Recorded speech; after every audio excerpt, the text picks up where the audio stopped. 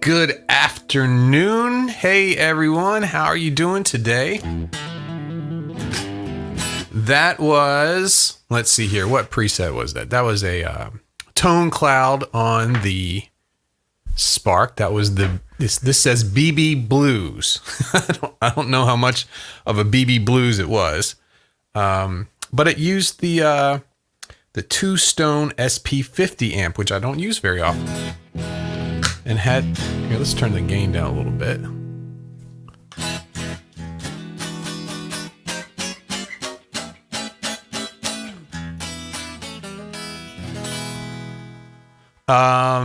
Yeah, so it's a dumbly kind of little Fender in there, but a little extra. The gain's a little different than a Fender. There's a drive pedal in there too. Let's see what that does.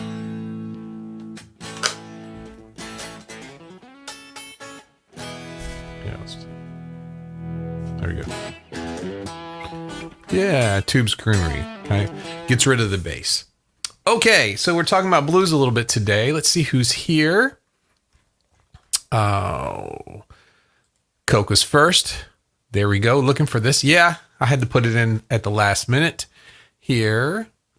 Let's see here. Jason's here. What's happening, man? Dean is here. Pretty cool. Let's see. Kevin. And Chris. I saw Chris in there too. Hey everybody. How you doing? Glad to see you. Had a lot of fun yesterday. Over at the car show. Knew I wasn't going to make it back here in time, so I figured. That was really interesting at the end. When we went over to the Gene Simmons restaurant and Paul Stanley's restaurant over there. They had a little bit of a car show on their own over there. And I just wasn't prepared for it. We walked in there and it was like the most expensive cars.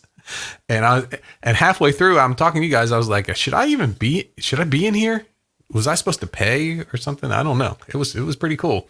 It was a good time yesterday. And, so we're in day number 8 of Academy Days. Academy Days was kicking my butt yesterday and the day before. I've got a little sleep today, so I'm doing much better. Well, let's see here. Some chats coming in. Chris just got finished work. Kevin's got the blues. Sick as a dog. Are you sick? Oh, man, sorry to hear that. Hope you're doing okay. David said, hey, and Jason said hi, Dave. So, in the audio podcast today, we were talking about why learn the 12-bar blues. And I just played a little slow 12-bar blues there and just made some stuff as we go. And the case I was making, in the Academy, the video that we'll be put up. I'm behind on those videos, but the video that will be coming up is showing how to play the 12-bar blues. And that's the whole deal with these is in audio podcasts, we talk about the stuff around the actual teaching of it. In the academy, that's where we get to the meat and potatoes of the thing. So we'll be talking about 12-bar blues, how to execute that correctly. And, but why would you even want to do that? I was definitely at a point in my life where I remember I was like, why would I want to learn that? that doesn't sound like the music I'm listening to. Why would I want to learn 12-bar blues? Until I did it once and I said, oh my God, it makes sense now. Made all that stuff make sense, especially like, Southern rock type stuff and like Black Crowes, blues rock type things, especially that, but even in like heavy metal and in some jazz things too. I started doing jazz in high school, when I was like, I don't know how old I was when I started, probably 15 or I don't remember which year of high school I started, but I started doing jazz in high school, and it made sense of that too. So we're going to be talking about that a little bit today. Jason says, we're 1 week in. Thank you. We made a week. We made a week. Three more to go. But I'm going to be catching up on podcasts this afternoon after we're finished here. I have some coaching to do a little bit later on, I think. Yep. And Jason says, I have an in-depth question if I may. You may. That's what we're here for. The 3 sections we talked about in an audio podcast today is part 1. The language, the blues is part of our popular music language. To the point where if you had a popular music theory class, blues would be a big part of it. We have to kind of know these things. We have to figure these things out. And blues is part of that language. And, up until I was learning blues, I had some classical music theory and everything made sense, but it just wasn't the music that I was playing. And then you take the classical music theory, you take the blues, you put them together, and everything starts to make sense, And the other section we talked about was it's, if you're getting into chord progressions, it's an easy way to get into chord progressions. It's 3 chords. And some of them last for 4 bars. That gives you time to think about the changes. And it's easy because you can dip your toes in the water. You can just start playing, some lead over those 3 chords in that key, and it's going to sound pretty good. So it's a gateway drug into the lead guitar-ness that we've been working on. And last, the other part 3 I talked about is how learning the blues, it helps build your musical ear. And that's, when you're learning a new song or when you're jamming with some people and you're not really familiar with the song yet, those blues changes, when you go about 4 bars, something's about to happen. You've gone long enough. and then if you don't, then okay, this is not a blues thing. But if after 4 bars you kind of change into something new, you're doing something based in the blues at least a little bit, and it gives you a frame of reference how to continue on with the song.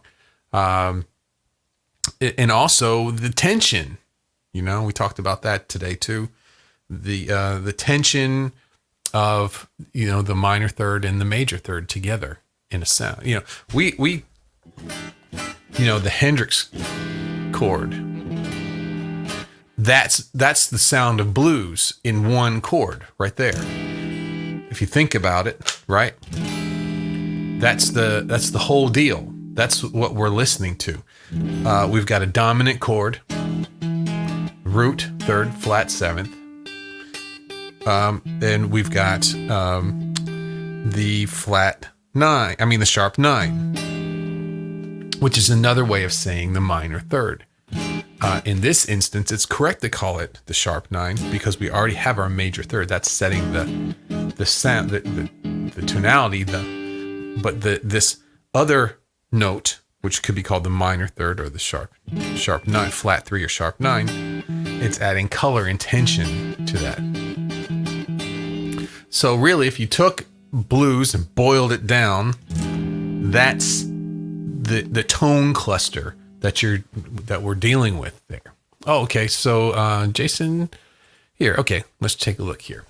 So Jason says, okay, so since a blues is technically not a 1-4-5, but a 5-7-5-7-5 dominant 7 dominant, does that affect the scale choices? Like, do you shift patterns for each chord, like mixolydian for each key? Right. So this is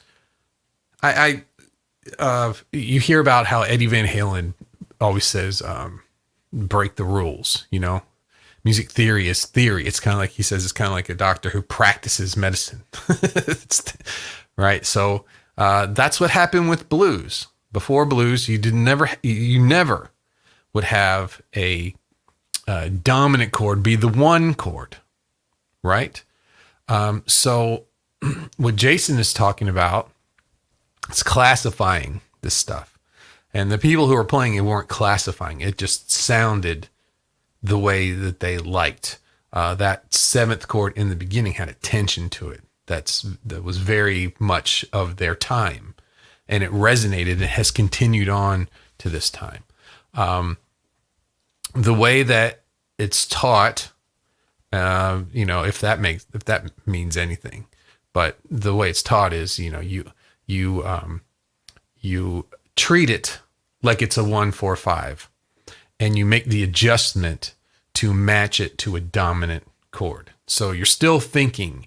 Let's take the example. We have let's do A. Why not? Right? So in our easy chords, we have an A7, a D7, and an E7. Okay, that's going to be our 1 chord, our 4 chord, and our 5 chord. Or you can do it like this. Or use your 9th chords if you like. But that's our 13s. But that is our progression, right? And we use those 3 chords in different ways. And when you get into trying to say, okay, this is dominant 7, dominant 7, dominant 7, you have to pay I would think of it as a special attention on the 7th degree of each chord. Okay.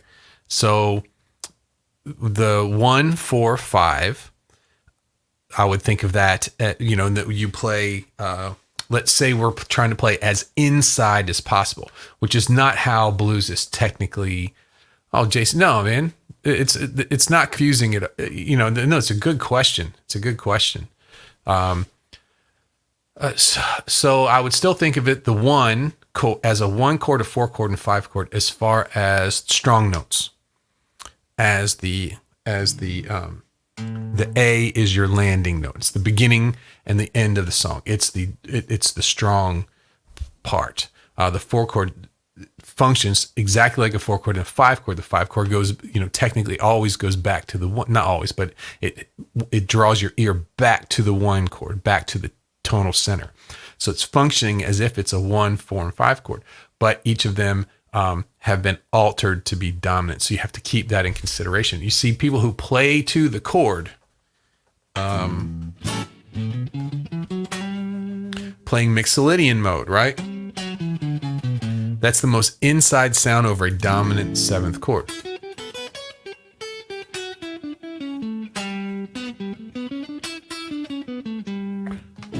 It doesn't sound super bluesy, right?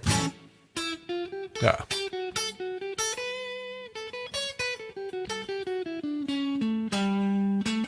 Still wants to lead you to the third of the 4 chord, right? Which is which we're doing dominant 7-2.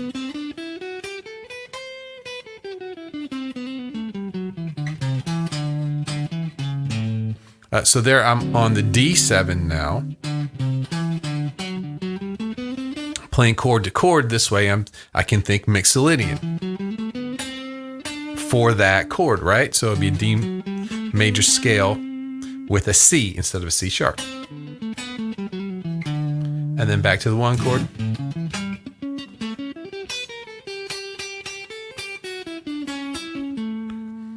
And then our 5 chord, E, we'll do it E,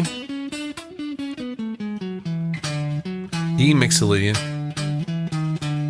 back to the D,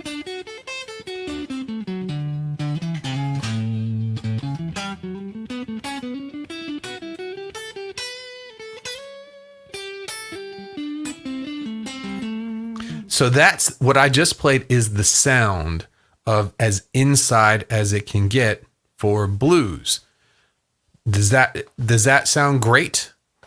It's different. It's definitely, what does that sound like to you? Does it sound jazzier? When I play mixolydian over top of blues chords, I think of like Jeff Beck. He won't do them straight. He won't do straight through the scales, but he'll do using the major third and the flat seventh in a pentatonic type way, omitting some notes. But it's that sound. It's that mixolydian sound. It's kind of a fusion-y kind of sound. It's like jazz, fusion jazz. You know, hey, that's cool. You know, that's I like. You know that. There's where the rub hits. So you have that choice though. If you just want to play a minor pentatonic over top of all of those, let's see what happens, right? So we've got our here's our notes: A, C sharp, E, G, and we've got A, C, D, E, G. Back to A, C, D, G, D, E, A, G. So the note that's different from the scale that's being played in the chords is just the third, really. And they put the D in there. It's not part of there'll be a passing note to the fifth, right? But now let's go to our D dominant seventh chord, right? What notes do we have in there? We have D, F sharp, A, and C. So if we just stayed on the minor pentatonic, which is what most people do, we've got a D, right? We don't have the F sharp, we don't have the third, but we do have the G. We have a G, but we have the A. That's the one that they share, and the C. So we have the root, the flat seventh, and the fifth. Most of them. We don't have the third for that chord. Now let's look at our E7 chord. E, G sharp, B, D, right? Well, we've got an E. We don't have a G sharp. We don't have the B, but we do have the D. So we get the E and the D in there. So if you were to, when you just play that minor pentatonic over top of blues changes with seventh chords, there are some notes that are missing in there. And that's when you can get creative with those things, either match or not, or play to the chord.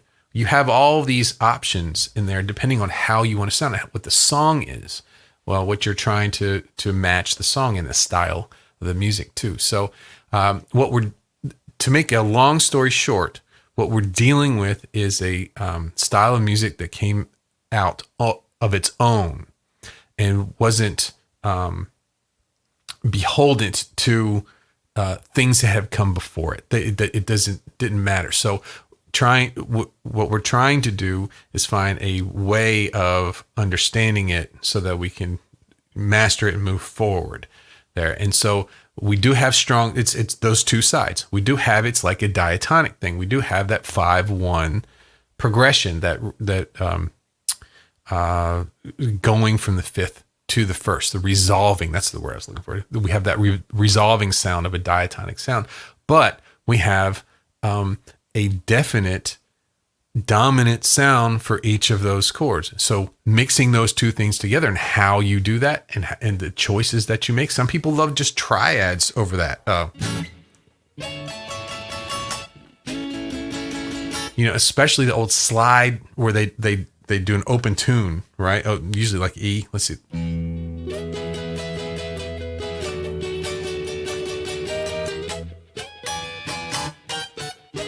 You know, those things.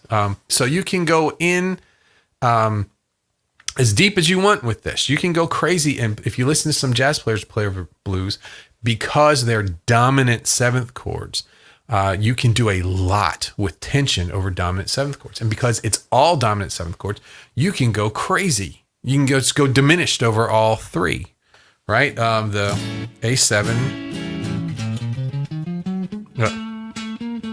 Let's see here.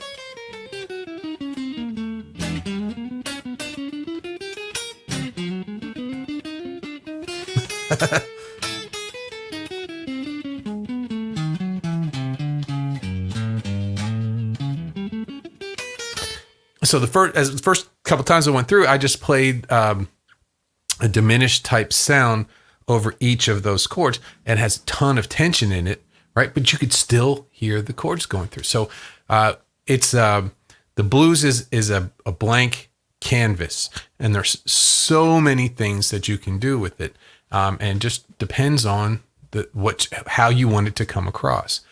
It's open, which is really nice. If you don't know anything about music, you can play the blues and it's going to sound good. If you know a ton about music, you can do stuff to it and it's going to sound good. It's just like I said. There's the rules are gone.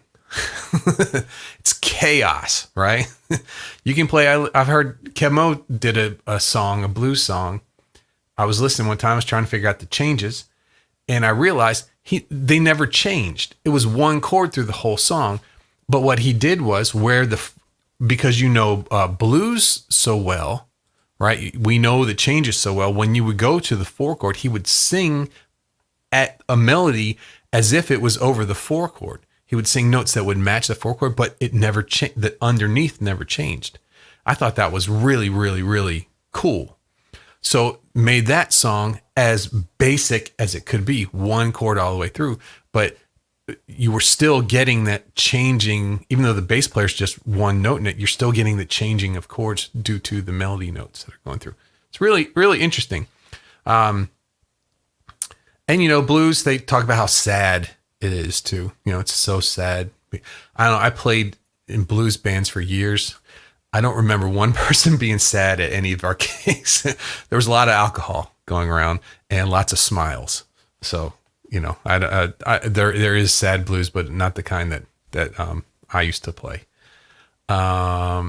Okay, so Chris says, smash that like button. Thank you very much. Yes, we're pulling in some watch time, and some hours are being added on, and those likes really, really help. So if you got a second, it's right there.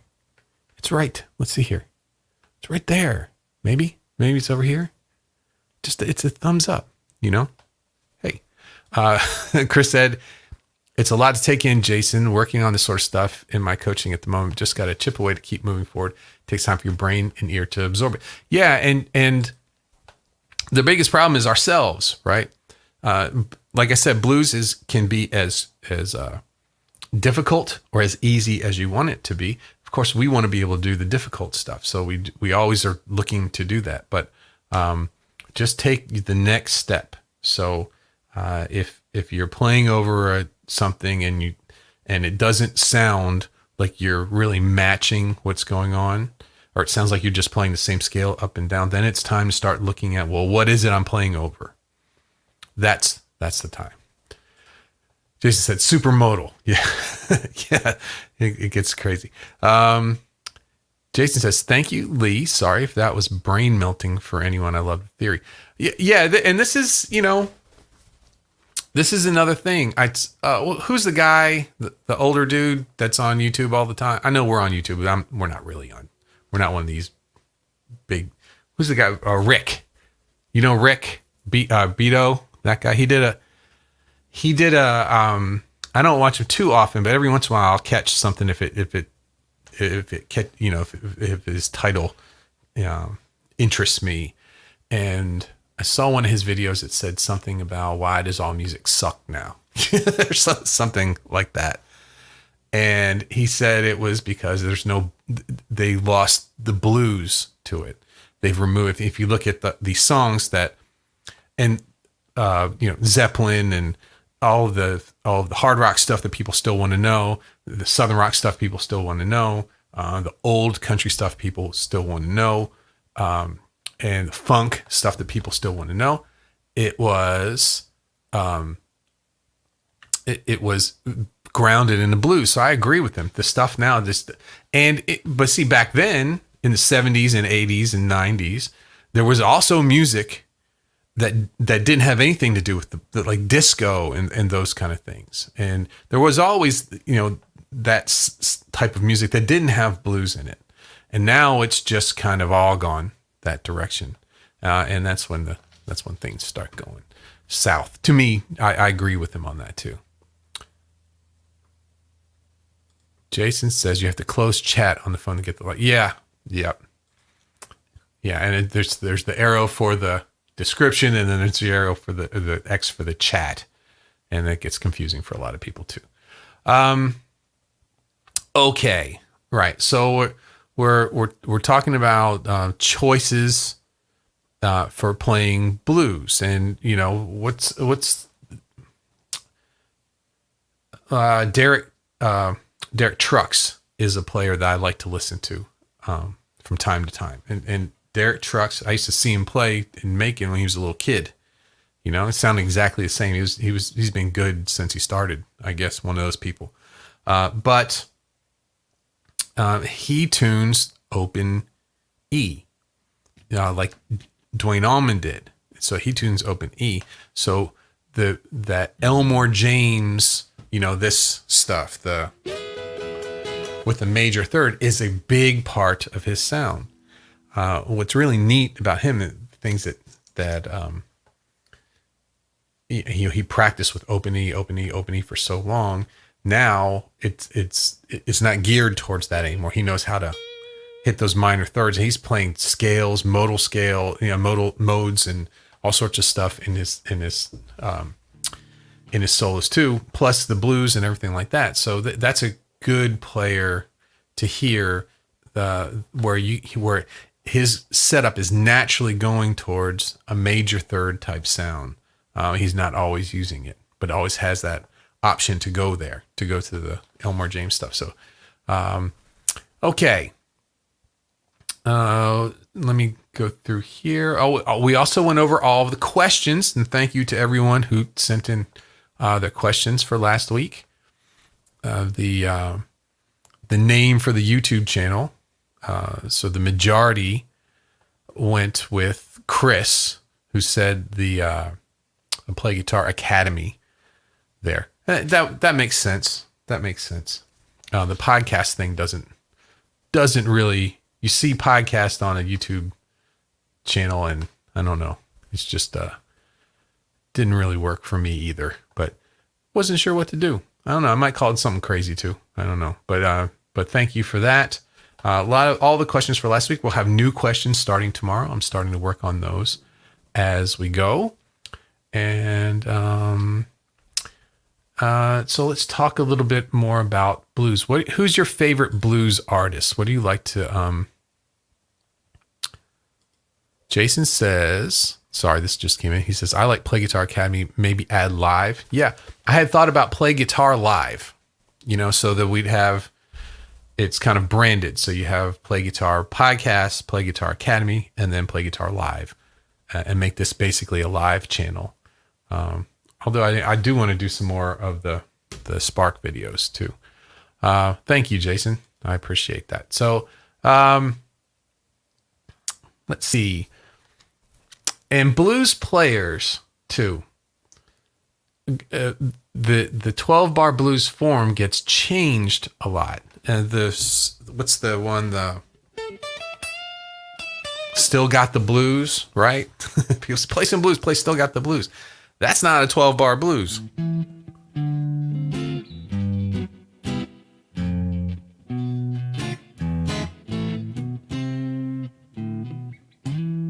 Yeah, that's not a 12-bar blues at all, right? That sounds more like a ballad to me. But the that part is really, it's got a bluesy sound to it.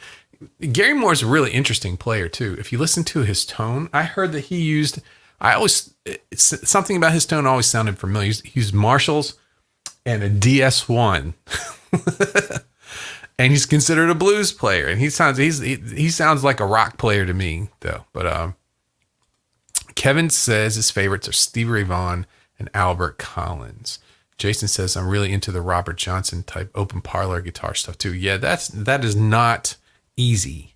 Those are not easy tunes to play. They're fun. I had decided to dive into those at one time and learned a little bit of it, but it's kind of a whole school of playing that wasn't really my style, so I didn't get too far into it. But Steve Ray Vaughan and Albert Collins were. In fact, I used to do If You Love Me Like You Say a lot and do all the horn lines in the rhythm guitar part as well. But those are pretty neat too. There's something else about the blues that isn't really stated a whole lot is the rhythm of it, right? The swing, boom, boom, bap, boom, boom, bap, swing versus straight ahead. And if you listen to a lot of Albert Collins, a lot of his music is not a shuffle. It doesn't swing. A lot of his music is straight ahead. Now he does do some, but a lot of that song we played, it's a straight ahead song. It's like almost like a rock song, but it's blues changes. So the rhythms that you use for blues has a lot to do with it. So to me, you've got country blues, which is kind of almost free time. Then you started getting into like the T-Bone, the B.B. King, and those things where you started getting more shuffle type stuff and it's really jazzy, right? And then you get into the Albert Collins, which is straight ahead. It's almost like a path to funk music, which is 4/4 straight ahead, but still has some of the blues changes in it as well. So I think tomorrow, maybe it's one of the days this week, we're going to be talking about triplets and those things, and shuffles and triplets. They're very similar. It's kind of pushing the beat around in there. So that's something that I would have fun talking about this week. I'm actually going to be putting that together after we're done here. Okay, everybody, I'm going to call it in a few minutes. If anybody has any questions, let me know. I'm going to go ahead and record a bunch of this week's podcasts this afternoon. Had fun with you guys yesterday, hanging out. I think David was there. I think most everybody was there for at least for a little bit. And yeah. So I'm going to go ahead and get ready and get some stuff going here. Get some content out there for the rest of the week. Getting used to this, trying to get ahead on it. These podcasts, if you can get them ahead, life is great. But if you're behind the past 2 weeks, then you end up at 3:00 in the morning getting your podcast out. Last 2 days, excuse me there. So, okay, everybody, I'm going to go ahead and head off. It's great to hang out with you today, talking a little bit about blues. I hope, Jason, I helped. It was a great question, not a bad question at all. And I will see everybody pretty soon, okay? All right, talk to you later. Bye-bye.